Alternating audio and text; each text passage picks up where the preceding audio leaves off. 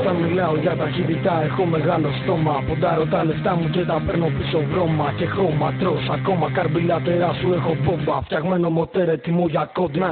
Όπως ο μαύρος αετός αλωνίων δίχως τα φώτα. Μηχανάκι που γαμά χωρίς καπότα. Κυλώντας πάνω στην άσφαλτο. Κάνω συχνά τον αντίπαλο να παίρνει πουλο. Κάποιοι πουλάνε τα σπίτια τους για μοντέλα. Για να πάρουν ένα για μάχα έτσι για τρέλα. Το μηχανάκι σου βάρεσε γελαστρό. Στο πάνω στην αποβάθρα και στη θάλασσα δώστο. Σκοτώστρα, κοντανίες στα 500. Δίχρονο μοντέλ που πιάνει χιλιόμετρα τόσα. Πόσα δεν φτάνει το κεφάλι σου να βάλει μωρή γλώσσα. Κατά τις 11 η κόντρα είναι στημένη.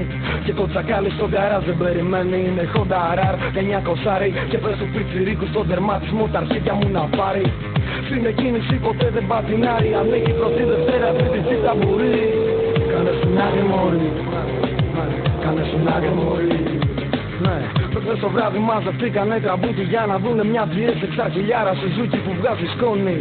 Το πουλήσει το σηκώνει και όποιο μηχανάκι να από πίσω της μυθώνει.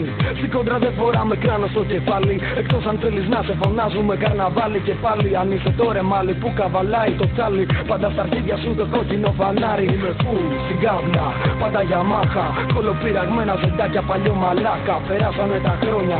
Στη νέα είσοδο πριν έρθει αστυνομία μιλάγανε τα πισόν. Έχω δει και μία κόντρα μαγκάκο πάνω σε ράγες. Ήταν δύο εντούρο που τότε παίξανε τις άδειες. Καλά ματιανά μηχανάκια γαμάνε πάρες. Και μην κολλάς με αυτά που λένε οι παραμυθάδες. Παίζουνε πάντα τα λεφτά.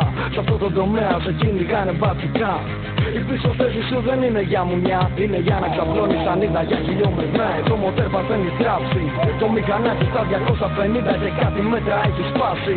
Βαράνε κόφι την Τετάρτη. Δώσ' το, αυτό για σένα που έχεις μένει το 80 δηλωμένο 50 και σου και η λάδι. Αυτό για σένα που έχεις Honda DLX 90 και γυρνάς όλο το βράδυ.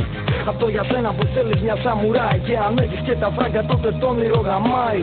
Αν δεν κατέχεις το μάμαλο τότε χέστα και τράβα να κάνεις μπουρδέλο τσάκα με τη Βέσπα. Κοίτα τι πέρασε μια μηχανή με νικελωμένη ζάντα που στο κέντρο είχε.